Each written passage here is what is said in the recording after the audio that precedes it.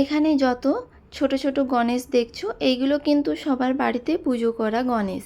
পুজো করার পর সবাই এরকম মণ্ডপে রেখে দিয়ে গেছে, হয়তো তারা বিসর্জন দিবে না বা দেওয়ার মতো সময় নেই, যে কোনো একটা কারণে তারা এখানে জমা রেখে দিয়ে গেছে। আর এরা কিন্তু যত্ন সহকারে এই সব গণেশ ঠাকুরকে বিসর্জন করে দেবে। তারপর দেখো এখানে খাবার দিচ্ছিল। খাবার নেওয়ার জন্য আমিও লাইনে দাঁড়িয়ে পড়লাম।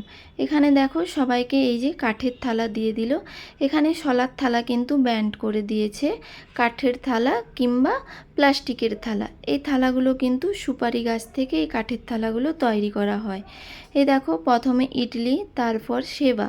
এই সেবাটা কিন্তু খেতে মোটামুটি ভালো লাগে, খুব একটা খারাপ লাগে না, খুব একটা ভালো লাগে না, হয়তো তামিলওয়ালাদের কাছে খুবই একটা পছন্দের খাবার।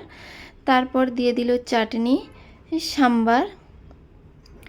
এই ইডলি, ধোসা, সাম্বার তামিলওয়ালাদের কিন্তু একটা ট্রেডিশনাল খাবার।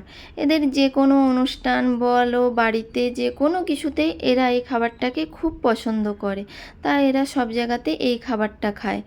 এপাশে দেখো গরম গরম কিন্তু ধোসা বানানো হচ্ছিল আর এপাশে পরিবেশন করা হচ্ছিল। তারপর রাতের খাবার নিয়ে বাড়ি চলে এলাম। এসে দেখো আমার ছেলে খাওয়া চালু করে দিয়েছে। আমার ছেলেটা যেন দিন দিন তামিলওয়ালা হয়ে উঠছে। ওর তামিল খাবার এত পছন্দের যেটা বলার মতো নয়। ও বাঙালিদের খাবার সেরকম একটা পছন্দ করে না। ওর বাবা বলো কিংবা আমি সেরকম একটা পছন্দ করি না তামিলওয়ালার খাবার, আর ও কিন্তু খুবই পছন্দ করে। ভিডিওটা এত দূর অবধি দেখার জন্য অসংখ্য ধন্যবাদ।